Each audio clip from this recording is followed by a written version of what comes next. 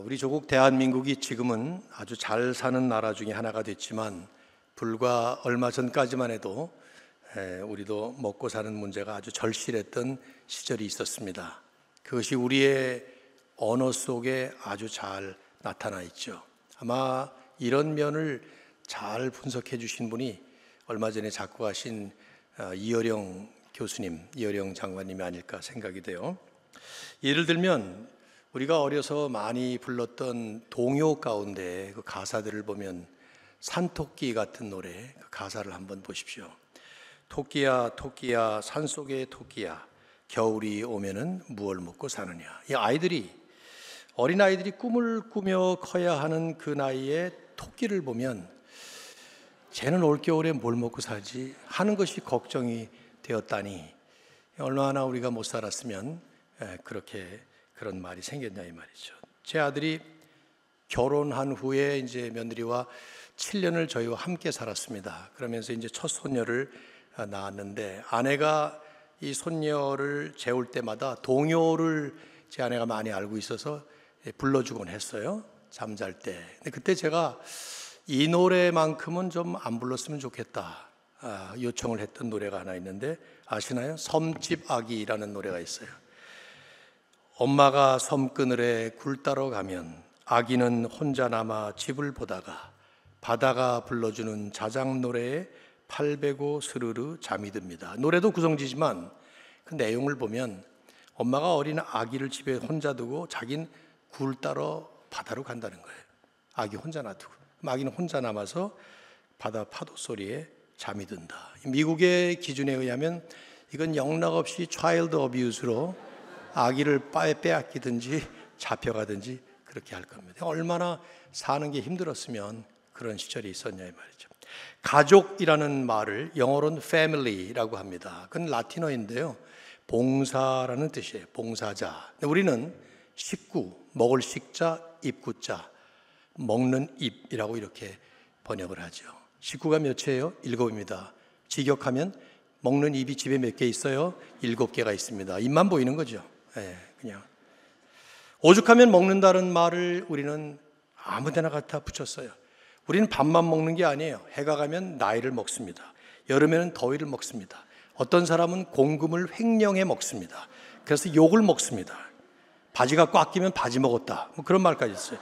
밥도 먹고 나이도 먹고 돈도 먹고 욕도 먹고 바지도 먹고 안 먹는 게 없을 정도로 우리는 다 먹는 것으로 표현이 돼요. 사람 성격도 먹는 것으로 표현하지 않아요? 구두쇠 같은 사람을 짜다. 야무진 사람을 맵다. 맹숭맹숭한 사람을 싱겁다. 외국인이 이거 알아들으면 영락없는 식인종의 후예라고 오해를 할 것입니다. 오죽하면 세상에도 없는 인사법이 우리 대한민국에만 있잖아요. 식사하셨습니까? 전 미국에 오래 살았어요. 여러분도 미국 살고 계시지만 미국에 이렇게 살면서 한 번도 이런 인사 들어본 적이 없어요. Good morning, did you eat breakfast? 이런 인사 들어본 적 없죠. 미쳤나 그럴 거야 아마 미국 사람들이. 배고팠던 우리의 과거 역사를 너무 잘 표현해주고 있는 말들 아니에요?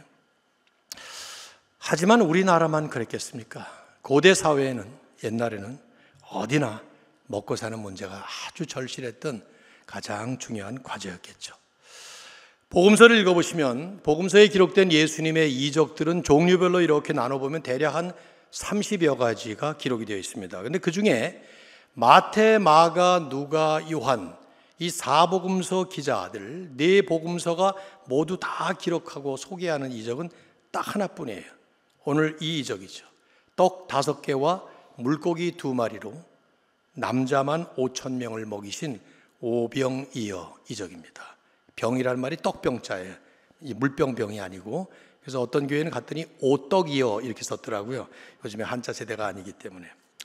질문해 볼 필요가 있죠. 왜 이 이적은 복음서 기자들 모두가 소개했을까? 아마 어마어마한 대규모 이적이었으니까 그랬을 수 있겠다 생각도 들지만 그 당시 모든 사람들에게 보편적으로 가장 절실했던 먹는 문제를 해결했던 이적이었기 때문에 초대교회까지 계속 회자되었던, 그래서 모든 사람이 다 알고 있었던 유명한 이적이라서 그랬을 거라고 생각이 돼요.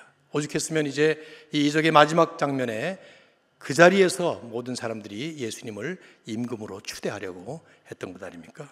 오늘 이제 저는 이 이적을 여러분과 함께 살펴보겠는데, 마태도 마가도 누가도 기록하지만 저는 요한이 기록한 이 본문을 가지고 좀 나누도록 하겠어요. 공간복음서와 좀 다르게 기록을 했어요.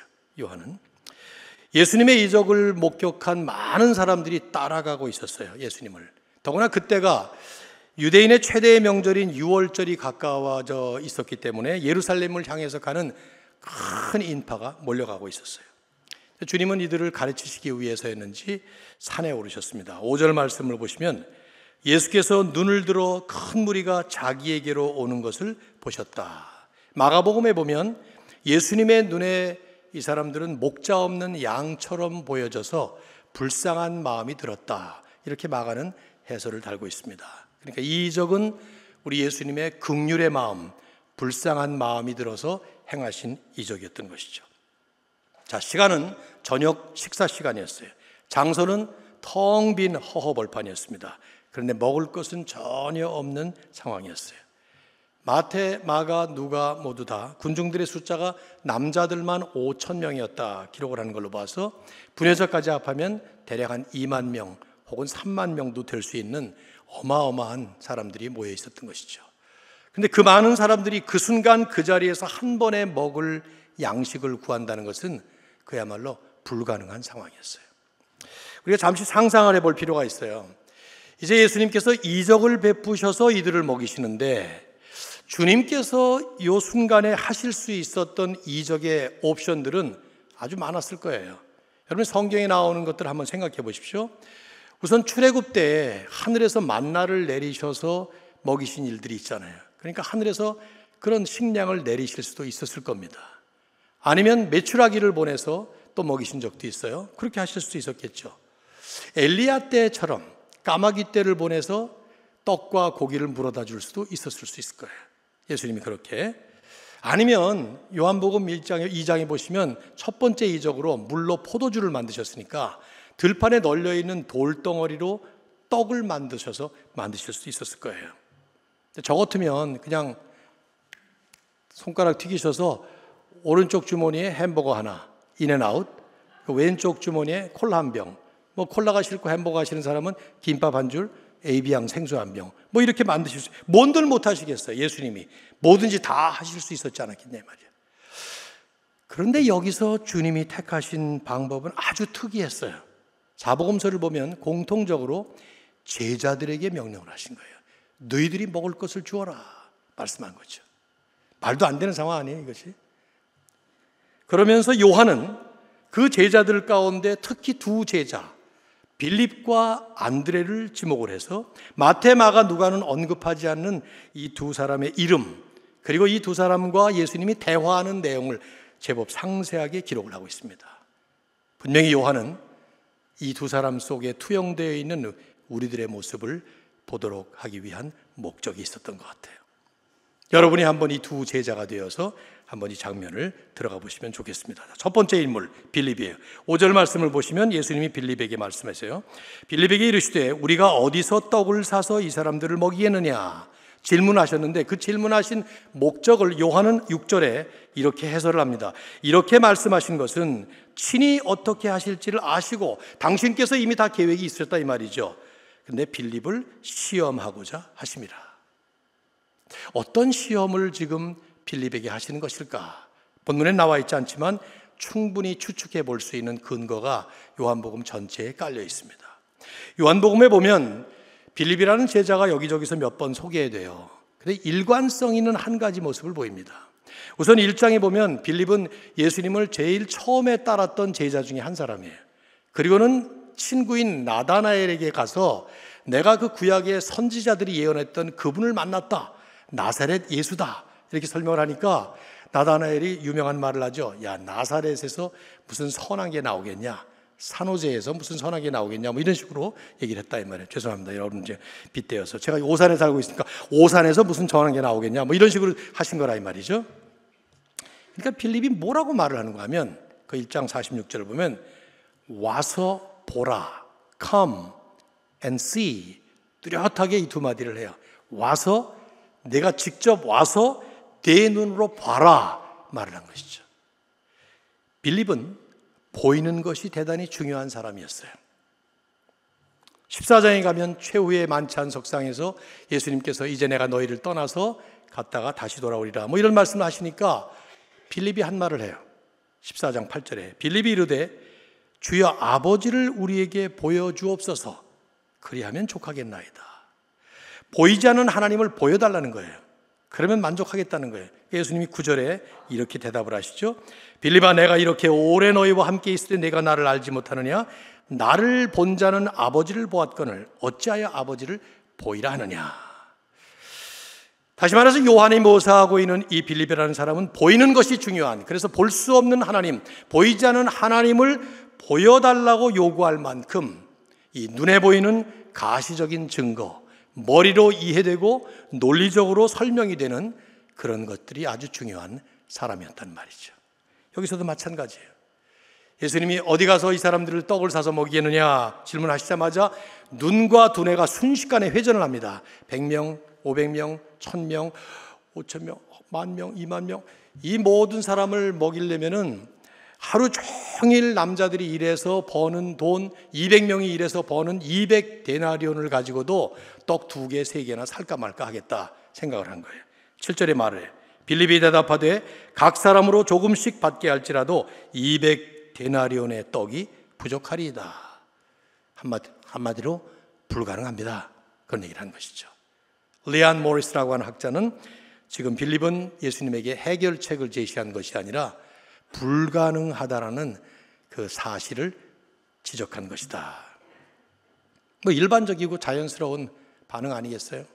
이런 상황에서 산술적인 계산을 통해서 논리적인 판단을 내리는 것은 누구나 당연한 일입니다. 문제는 그런 산술과 계산, 그에 따른 논리와 판단이 결국은 자기 한계를 넘는 수치에 이르를 때 결론을 불가능하다 하고 단정지어서 내린다는 것이죠.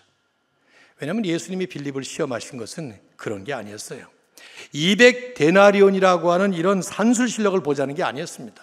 그런 계산과 분석에 의해서 불가능하다라는 논리적 결론을 내리자는 것도 아니었다 이 말이죠. 왜냐하면 빌립은 여기까지 오는 동안에 이미 요한이 적은 이적만 하더라도 여러 번 예수님의 이적을 경험을 했습니다. 2장에서 예수님께서 물로 포도주를 만드시는 것을 보고 하나님께 영광을 돌리고 제자들이 다 믿었다 그렇게 기록을 하죠.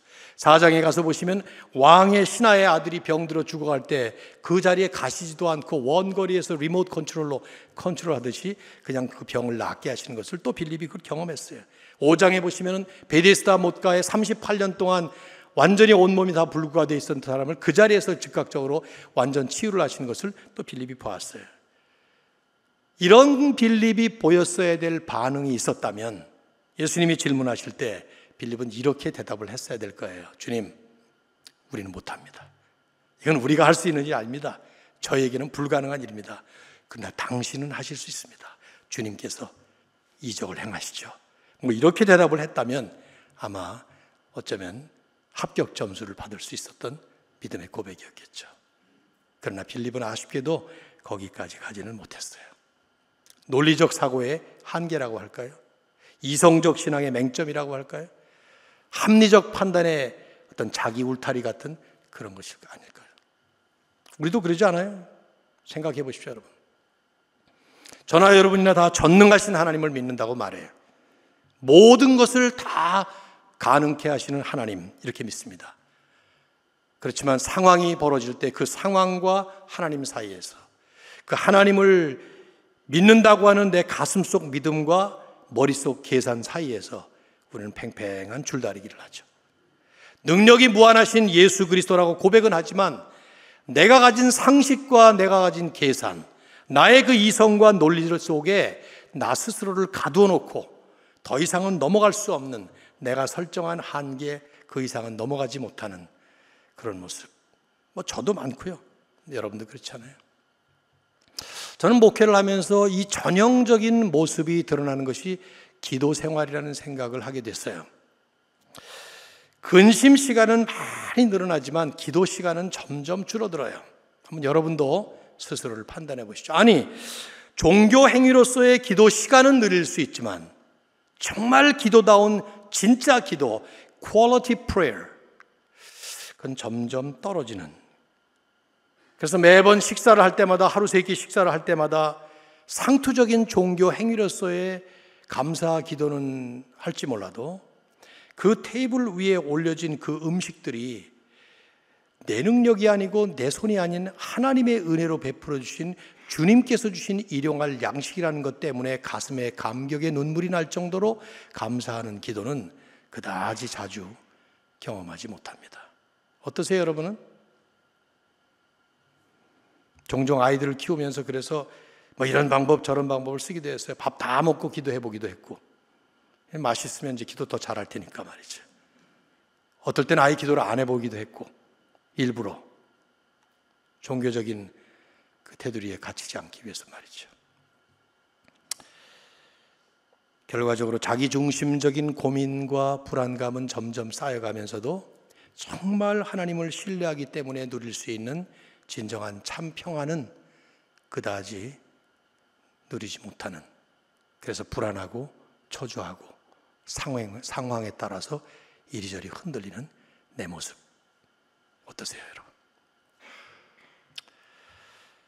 예수님과 빌립이 대화를 마음에 안 들었든지 옆에 있던 제자 안드레가 끼어들어요. 본문에 보시면은 8절, 제자 중 하나 곧 시몬 베드로의 형제 안드레가 예수께 여짜오되 여기 한 아이가 있어 보리떡 5개와 물고기 2마리를 가지고 있나이다. 안드레는 묻지 않았는데 나선 거예요. 빌립은 예수님이 물어서 답을 한 거지만 우선 질문이 들지 않으세요, 여러분? 안드레가 어느 사이에 이 오병이어를 가진 소년을 찾아왔을까? 어떻게 찾았을까요? 그 많은 2만 명 군중이었다면 그 중에 유일하게 도시락을 가지고 온 이 아이를 언제 찾아서 예수님께 데려왔냐 이 말이에요. 제가 물 마시는 동안에 한번 생각해 보세요. 정답은 모릅니다. 왜냐하면 요한이 전혀 여기에 대해서 아무 코멘트를 안 하고 있으니까 말이죠. 왜 그랬어요? 중요하지 않으니까요. 요한이 강조하는 것은 그냥 안드레가 이 소년을 발견했다는 팩트, 사실과 그 소년을 직접 예수님 앞으로 데려왔다는 사실이에요. 이게 왜 중요하냐면 요한복음에 나타나는 안드레의 일관성 있는 모습이에요. 1장에 보시면 안드레는 제일 먼저 예수님을 따른 제자였습니다. 그리고 나서 베드로 형, 자기 형인지 동생인지 하여튼 베드로를 데리고 예수님에게로 인도했어요. 안드레가 그런 사람이었어요.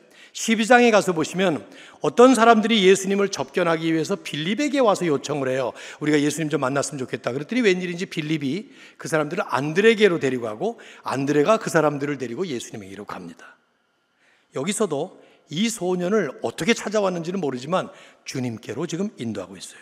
3번 모두 다 안드레는 요한복음에 등장할 때마다 누군가를 부지런히 주님께로 인도하는 이런 모습을 보입니다. 다분히 부지런하고 적극적이고 능동적이고 행동적인 사람으로 묘사되고 있죠. 지금 여기서도 마찬가지예요. 그래서 예수님과 빌립의 대화에 스스로 끼어든 거예요. 우리는 이걸 오지랖이라고 그러지만 안드레는 행동적인 사람이다 보니까 어쩌면 참을 수 없었는지도 몰라요. 저 머리통 굴리는 저 빌립을 얘기를 듣다 보니까 답답했는지도 모르죠. 어쨌든 끼어드는 거예요. 그리고는 언제 어디서 어떻게 찾았는지는 모르겠지만 소년을 찾아다가 주님께로 데려온 것이죠. 한마디로 이 사람은 말보다는 행동으로, 이론보다는 행동으로, 손으로 발로 뛰는 적극적이고 아주 성실한 노력파, 행동파 일꾼인 거죠. 저는 목사로서 이런 사람을 칭찬하지 않을 수가 없어요. 문제를 만날 때, 어려운 상황에 처할 때에 그걸 해결하기 위해서 자기 나름대로 최선을 다해서 발로 뛰고 막 손으로 일하고 하는 이런 능동적이고 성실하고 열심 있는 아주 적극적인 행동파 일꾼들. 목회자들은 이런 분들 다 좋아할 겁니다. 모든 성도들이 이런 사람들이 됐으면 좋겠다, 아마 그런 생각들을 아마 하실 겁니다. 그렇지 않아요? 박 목사님은 어떠실지 모르겠는데 좀 저는 그래요. 그냥 가만히 앉아서 그냥 머리만 가지고 분석을 하고 손발은, 우리말은 참 그 과장이 심하죠. 손 하나 까딱 안 한다고 이런 말을 쓰는데 어떻게 손 하나 까딱을 안 합니까? 까딱은 하죠. 근데 우리말의 과장이 손 하나 까딱 까딱을 안 한다고 표현할 만큼 진짜 안 움직이는 사람들이 있어요. 머리는 잘 돌아가고 말도 잘하고 하는데, 그럼 가끔씩 문제도 아닌데 근데 문제는요 그러면서 시작하는 말투도 있고 말이죠. 그런 분들보다는 여기 안드레가 얼마나 좋아요. 문제가 있어요. 해결이 쉽지 않습니다. 하지만 자기 막 발로 뛰는 거예요. 시키지도 않았는데 나가서 막 일하는 거예요. 열심히 머리로 계산만 하고 포기해버린 빌립보다는 저는 이 행동파 안드레에게 훨씬 더 높은 점수를 주고 싶어요. 근데 이제 중요한 것은 안드레가 내린 결론이에요. 뭐라고 결론 내리죠? 9절. 보리떡 5개와 물고기 2마리가 있는데, 그러나 그것이 보리떡 5개와 물고기 2마리가 이 많은 사람들에게 얼마나 되겠습니까?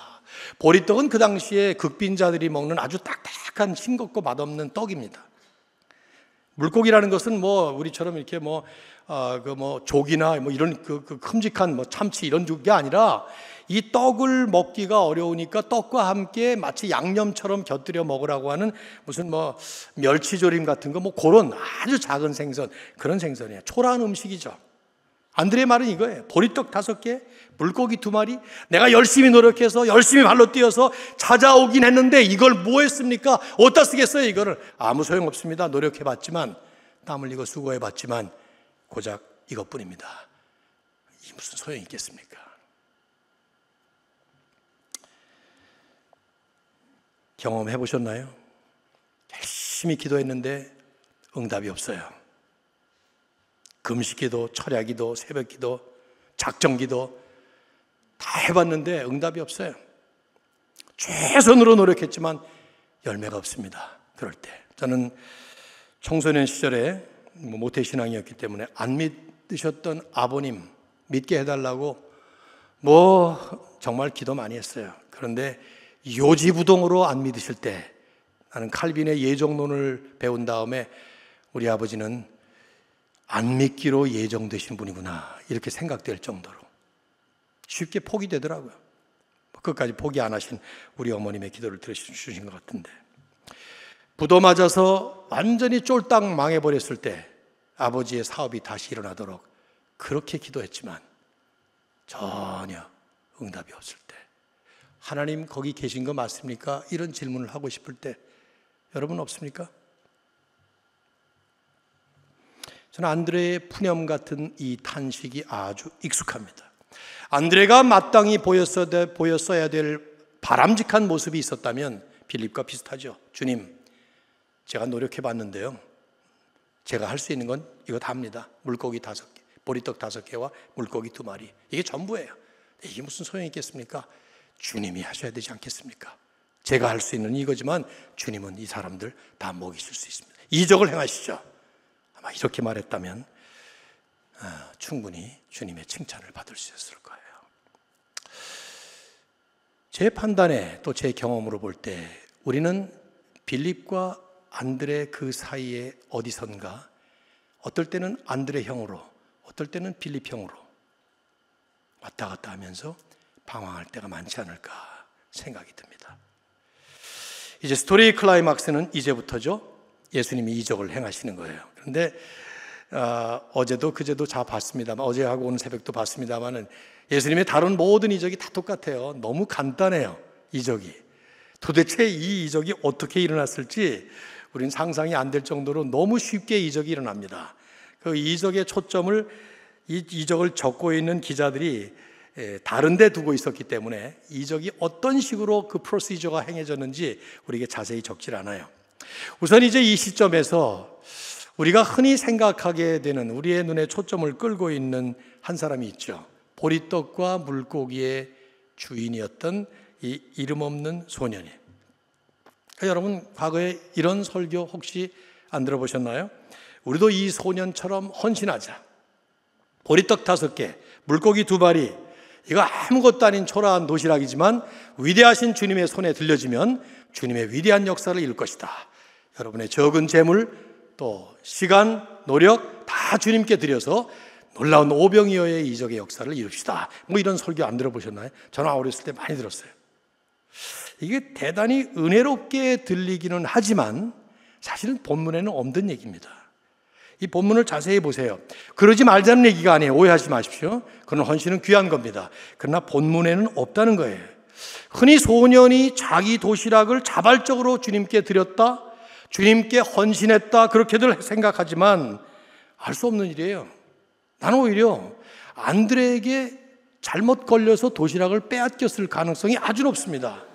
빌립과 예수님의 대화를 듣다가 안드레가 뭐 저런 대화를 저렇게 길게 하고 있어. 이렇게 돌아보니까 옆에 어떤 아이가 있는 거예요. 그러니까 뭘 차고 있어. 그거 뭐냐? 도시락이에요. 엄마가 예수님 따라다니다가 배 굶지 말라고 도시락 싸줬어. 내봐. 예수님께 드리자. 싫어요. 이거 내 건데. 다 봐 임마. 내가 더 많은 거 줄게. 줘봐. 싫어요. 그래서 옥신각신 줘봐 임마. 근데 싫어요. 줘봐. 도둑이야. 그러면 뭐 이런 상황이 벌어지고 있는지도 몰라요 지금.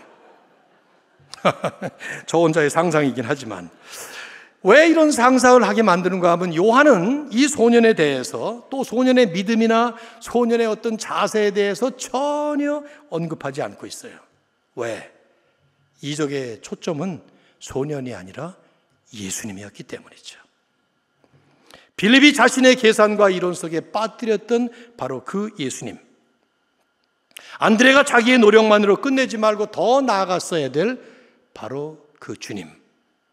그분이 이 이적의 핵심이었기 때문에 요한은 이 이적이 어떤 식으로 진행됐는지, 뭐 어떤 물리적, 화학적 일을 일으켰는지 궁금하지만 일체 적고 있지 않고 다 생략해요. 그저 예수 그리스도가 어떤 분이신가 하는 것만을 보여주기 위해서 요한은 다 거두절미하고 뚜렷한 두 가지만을 강조하고 있습니다. 이게 오늘 말씀의 핵심이에요. 첫째, 예수는, 우리 주님은 풍성하고 소중한 은혜의 주님이시다. 첫 번째예요. 우선 보시면은 모든 군중들이 풍성하게 먹었다는 사실을 두 번이나 반복해서 강조하고 있죠. 11절 하반절에 보시면 그들의 원대로 주시니라. As much as they wanted. 달라는 대로 줬다는 거예요. 그냥 보리떡 5개 중에서 한 조각, 물고기 2마리에서 한 조각 이렇게 먹었다는 게 아니에요. 달라는 대로 마치 버페 식당에 가서 배 터지게 먹을 정도로 먹었다는 얘기입니다. 상상이 되세요? 사람들을 앉히시고 축사를 하신 다음에 12 제자들에게 나눠주셨어요. 어떻게 나눠주셨을까? 보리떡 5개, 물고기 2마리. 제자들 10명에게는 보리떡 5개를 반 조각으로 나눠주고, 그 다음에 2 제자에게는 물고기 2마리를 하나씩 나눠줘. 그랬더니 앞에 있는 사람에게 안드레가 떡을 딱 떼주니까 떡이 이렇게 뚝 떨어졌는데 또 다시 이만하게 커지는 거예요. 또 떼니까 또 이만하게 커져요. 옆에 있는 사람이 부축합니다. 그 떡을. 글쎄 이건 내 상상인데 여러분은 어떻게 이게 일어났을 것 같아요? 아니면 먹었는데 뱃속에서 무슨 이스트가 들어가가지고 이렇게 부러졌을까? 뭐 상상이 안 되는 일이야 이게. 물고기 2마리, 요만한 생선 2마리인데 요걸 머리를 똑 뗐더니 그 물고기 생선 대가리가 이만큼 커진 거예요. 꼬리를 뗐더니 꼬리가 또 이만해진 거예요. 갑자기 요만한 멸치가 참치처럼 상상이 안 되는 거예요. 어떻게 이게 됐는지.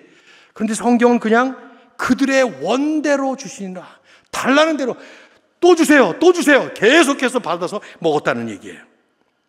그리고 12절 상반절에도 그들이 배부른 후에 배가 터지도록 포만감을 가지고, 그리고는 공관복음에 없는 사실 하나를 더 추가하죠. 12절 하반절을 보시면 남은 조각을 거두고 버린 것이 없게 하라 명령하셨어요. 다른 복음서들도 12광주리에 남았다는 얘기를, 그 팩트를 기록은 하지만 요한은 그것이 주님께서 직접 명령하셨다고 말씀을 하는 거예요. 남는 것 버리면 안 돼. 그리고 명령하신 거예요. 왜 이런 명령을 하셨을까요? 여러분 식당에서 아이들하고 패밀리 같이 모여서 식사를 하실 때 어떨 때 남는 거 버리지 않고 싸갑니까? 어떨 때? 그 음식이 귀할 때. 너무 맛있어요. 한 조각도 버릴 수가 없어요. 제가 제주도에 한 달을 작년에 가서 안식년 가시는 목사님 한 달 설교하느라고 가 있었는데, 와, 제가 원래 좀 돼지를 좀 좋아해요. 그 삼겹살, 족발, 머리 눌린 거 이런 거 좋아하는데, 거긴 가니까 오겹살 그리고 흑돼지 이런 게 있는데, 와, 그 흑돼지 맛있더라고요. 제 아내하고 둘이 가서 먹었는데 우리가 다 먹지를 못하고 2 조각이 남았어요. 2 조각, 요만한 거 2 조각.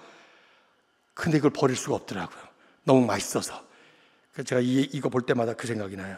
그 2 조각인데 그걸 소중히 싸가지고 그리고 집으로 와서 다시 한 조각씩 집에서 나중에 밤참으로 한 조각씩 씹었다는 거 아닙니까?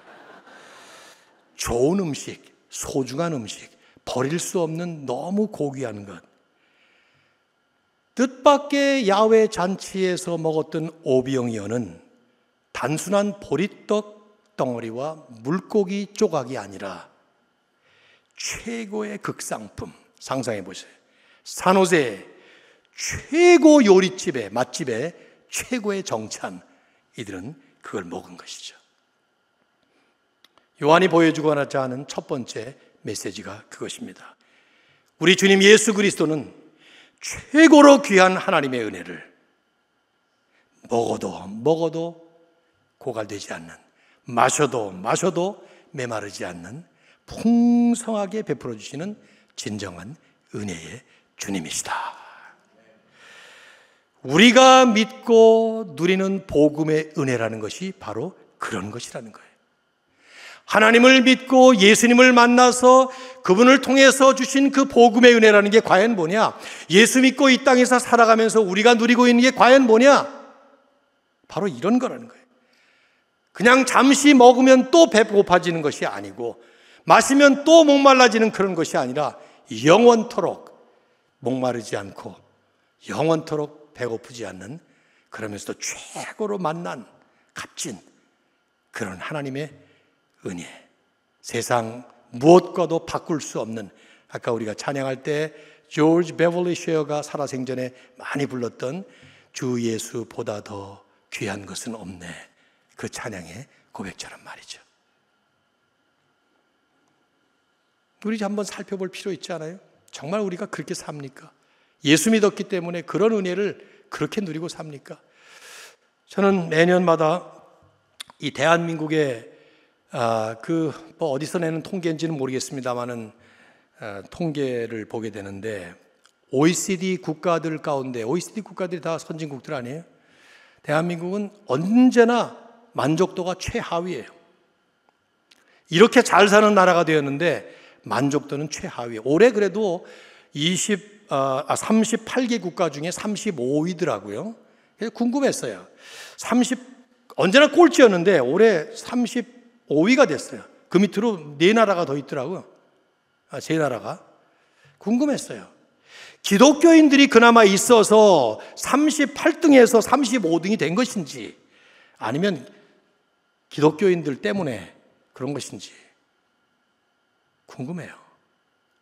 우리가 복음의 은혜를 누리고 산다는 것이 과연 무엇인가 다시 돌아보는 거죠. 물론 혼동하지 말아야 될 중요한 한 가지 요점 하나가, 여기 은혜가 핵심이 아니라 은혜의 주인이신 주님이 핵심이에요. 군중들이 이 점을 간과하죠.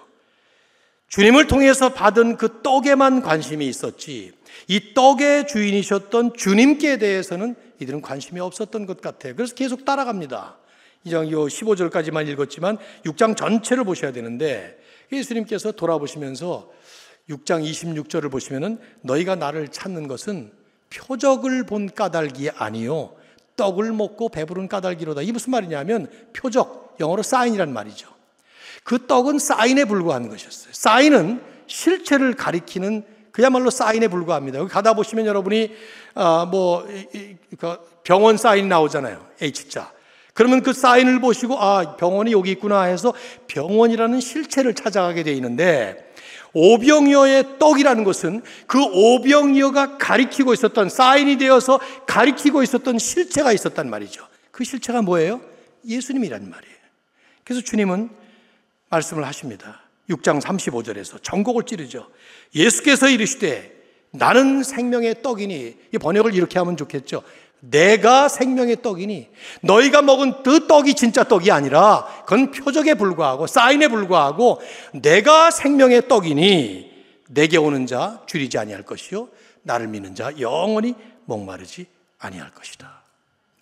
예수 그리스도라는 실체를 가리키기 위해서 오병이어라고 하는 그저 표적을 행하신 것뿐인데, 이들은 그것을 경험하고도 그리스도를 망각해버리는, 찾지 못하는.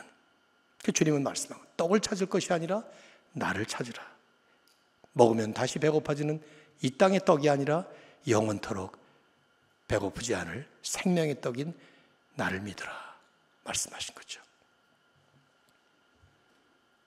또 하나, 요한의 핵심은 그리스도는 진정한 하나님 나라의 왕이시다 하는 것을 보여줍니다. 이 땅의 왕들과는 아주 근본적으로 다른 하나님 나라의 왕이시다 하는 겁니다. 여기 감동받은 군중들이 다 함께 14절에 보시면은 이들을 흥분합니다. 그 사람들이 예수께서 행하신 이 표적을 보고 말하되 이는 참으로 세상에 오실 그 선지자라 하더라. 여기 그 선지자, the prophet이라고 표현한 이것은 오래전 신명기 18장 18절에 하나님께서 모세를 가리켜서 내가 너와 같은 선지자 하나를 그들을 위해서 세우리라. 결국 그 선지자, 모세와 같은 선지자를 세우겠다는 그 선지자는 오실 메시아를 예표하는 말씀이었던 것이죠.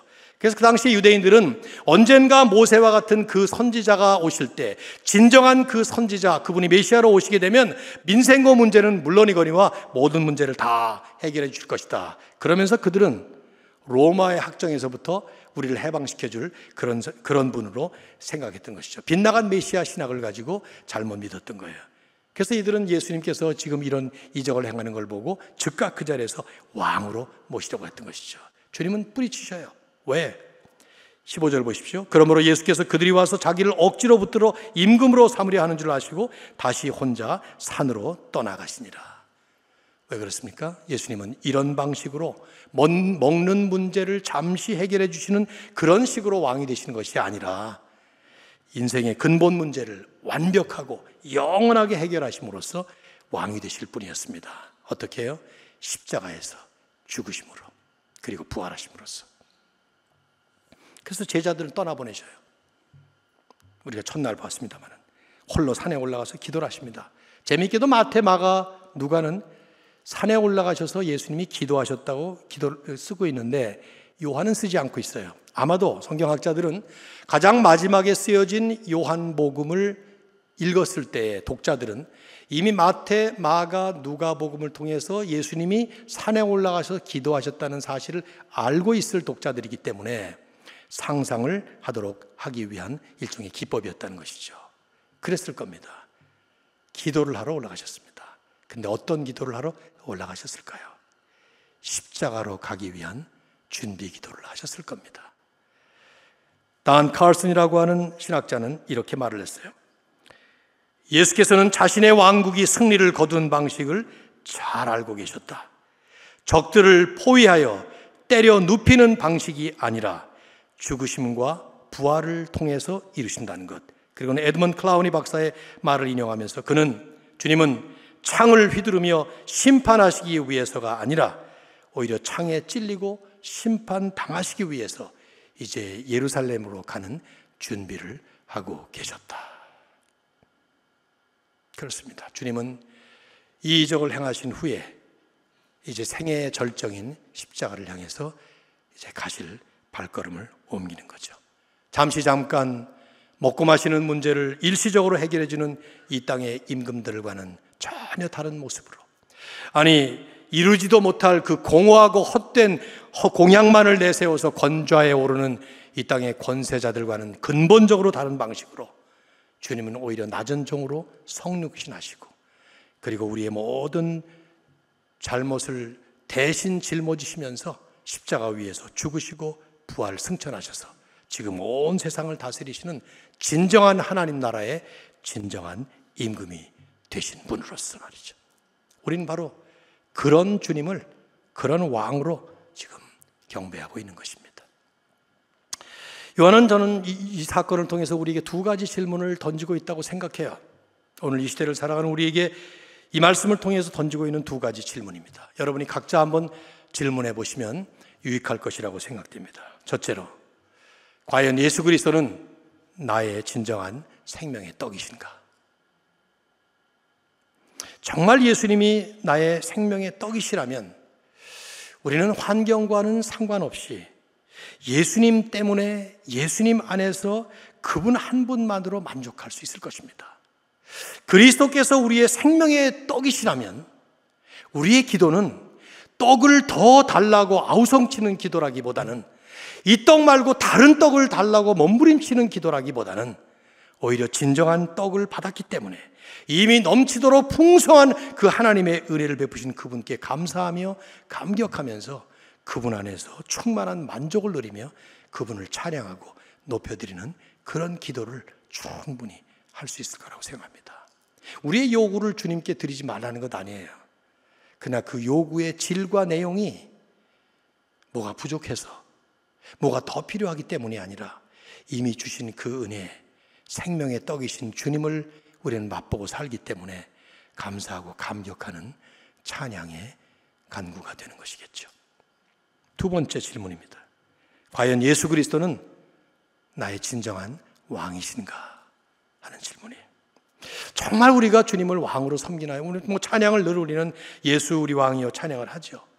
그런데 혹시 그분의 전능하심을 믿기는 하지만 그분을 통해서 그 전능하신 왕의 힘을 빌려서 내가 원하는 것을 구하려고 하는 것은 아닌지 면밀히 검토해 볼 필요가 있어요. 마치 그 알라딘과 지니의 관계 같은 거죠. 중동 설화 아닙니까? 알라딘이라는 소년이 어느 날 해변가를 걷다가 모래 속에 묻혀있는 어떤 램프를 발견했어요. 꺼내보니까 아주 좋은 램프인데 이게 녹슬었어요. 막 비벼대니까 펑 하고 쥐니가 등장합니까? 주인님 부르셨습니까? 붐부만 하시면 뭐든지 다 해드리겠습니다. 이 쥐니. 한국에 가니까 쥐니가 집집마다 있더라고요. 쥐니야 TV 켜. 그럼 다 켜져요. 쥐니야 채널 24. 그럼 24를 봐. 이 쥐니가 있는데 걔는 근데 TV밖에 못 켜요. 딴 건 못 하는데 알라딘의 쥐니는 그런 쥐니가 아니었어요. 전능한 쥐니였습니다.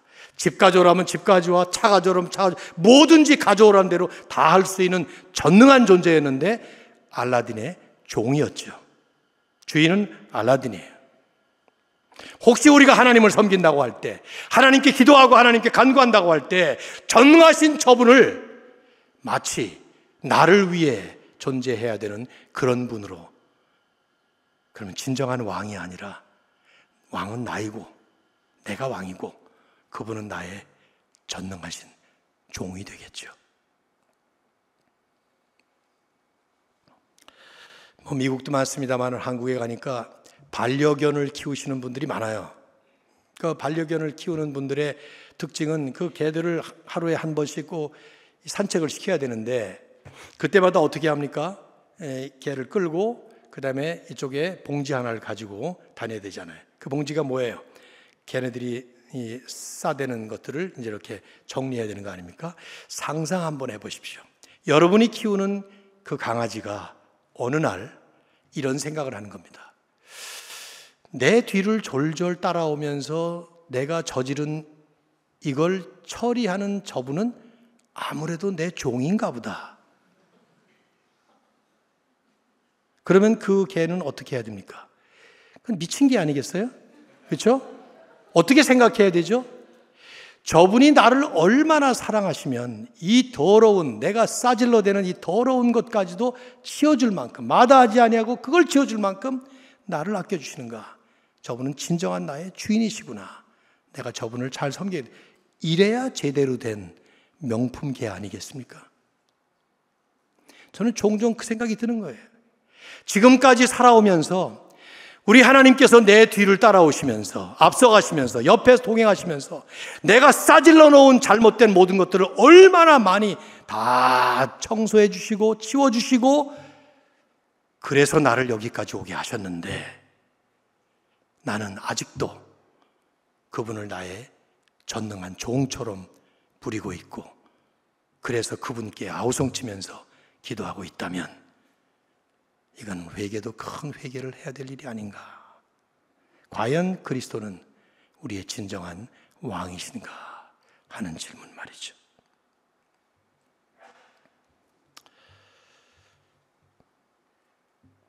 오병이어의 은혜를 경험했던 군중들, 이들은 너무 황홀한 나머지 그 즉석에서 예수님을 왕으로 모시려고 했어요. 결정적인 실수였죠. 왜냐하면 이 오병이어는 그냥 사인에 불과했어요. 더구나 예수님만을 보여주는 사인이 아니라 언젠가 완성될 완벽한 천국 잔치에 대한 맛보기였던 것이죠. 식당에 가서 아주 좋은 식사를 신청을 하면 그러면 에피타이저가 먼저 나옵니다. 근데 그 에피타이저는 그 다음에 나오는 맛있는 정찬, 진짜 맛있는 요리를 잘 먹게 하기 위한 그야말로 맛보기에 불과해요. 오병이어는 그런 것이었어요. 언젠가 하나님 나라에서 완성될 그 완전한 하나님 천국 잔치의 에피타이저. 이 땅에서 우리가 누리는 좋은 것들이라는 게 다 그런 것들이에요. 너무나 많은 그리스도인들의 간증들이 뭘 기도했더니 하나님이 이런 걸 주셨다, 열심히 믿었더니 하나님이 이렇게 나를 축복하셨다 하고 간증은 하는데, 고작 그것이 이 땅에서 누리는 것들로 끝나버린다면 그건 아주 잘못된 간증입니다. 모든 좋은 것들은 전부 다 복인 복이지만, 은혜는 은혜지만 그것은 맛보기에 불과한 거예요. 마지막에 완성될 진정한 천국 잔치의 맛보기. C.S. 루이스는 그래서 그런 말을 했어요. 우리가 이 땅에서 경험하는 모든 좋은 것들은 우리가 아직 발견하지 못한 꽃의 향기에 불과하며, 우리가 아직 들어보지 못한 실제의 소리의 메아리에 불과하고, 우리가 아직 한 번도 방문해 보지 못한 그 나라에 대한 소식에 불과하다. 그렇습니다. 이 땅의 모든 좋은 것들은 천국의 그림자일 뿐이에요. 향기는 맡을 뿐지만은 아직 만발한 꽃을 보지는 못했습니다. 메아리 소리는 들리지만 진짜 소리가 아닙니다. 하나님 나라에 대한 뉴스는 들었지만 아직 그 나라에 도달한 것은 아니라 이 말이죠. 그래서 우리는 당분간 이 땅에 사는 동안 이 맛보기에 만족해야 합니다. 하지만 그 맛보기에 만족하면서도 우리의 진정한 초점은 마지막에 완성될 그날을 향해서 가는 것입니다. 언젠가 역사의 마지막 클라이막스에서 하나님 나라를 완성하시는 그날, 우리 주님은 하나님 나라의 진정한 왕으로서 다시 재림하실 것이고, 그러면 우리는 그 하나님 나라의 백성으로서, 하나님의 사랑받는 자녀로서 하나님의 은혜를 풍성하게 우리는 누리게 될 거예요. 지금 맛보는 이 땅의 것들과는 비교할 수 없는 충만한 아름다움과 찬란한 영광을 우리는 맛보게 될 겁니다. 영원토록 말이죠. 그때 우리는 뜻밖의 야외 잔치가 아닌 약속된 천국 잔치에 참여해서 떡 5개와 물고기 2마리 잔치가 아닌 상상도 할 수 없는 풍성한 하늘 잔치에 참여하게 될 것입니다.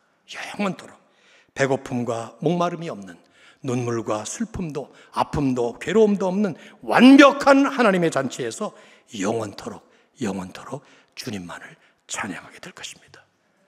그날이 올 때까지, 그 주님께서 다시 이 땅에 찾아오실 때까지 왕으로 다스리게 되시는 그날을 바라보면서 이미 주신 복음의 은혜에 충만한 만족과 감격을 하고 살아가면서도 아직 완성될 그날을 진실된 믿음으로 소망하면서 말이죠.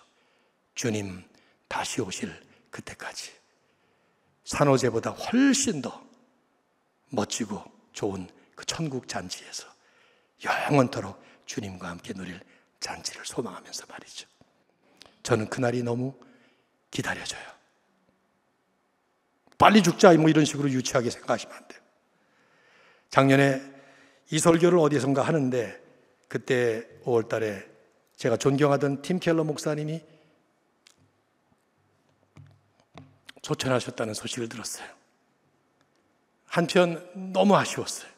이분이 좀 더 살아계셔서 이 좋은 일들을 계속 해나갔으면 했는데, 또 한편 너무 부러웠습니다. 그분은 지금 이 잔치에 들어가서 영원토록 누리는 하나님의 진정한 축복을 누리시기 시작했겠구나 하는 생각. 사랑하는 성도 여러분, 그날을 바라보시면서 주신 은혜에 감격하며 멋지게 살아가시기를 주의 이름으로 축원합니다. 하나님 고맙습니다. 뜻밖의 잔치를 베풀어 주심으로 그 영원한 약속된 천국 잔치를 소망케 하신 하나님 아버지, 우리의 왕 되시고 진정한 생명의 떡으로 오신 예수 그리스도를 통해서 베풀어 주신 복음의 은혜에 감격하며 살게 해주시고, 또한 우리의 눈이 오직 그분 바라보며 주님 바라보며 천국을 바라보며 남은 인생을 힘있게 승리하며 살아갈 수 있도록 인도하여 주시옵소서. 우리 주 예수 그리스도의 이름으로 간절히 기도드립니다. 아멘.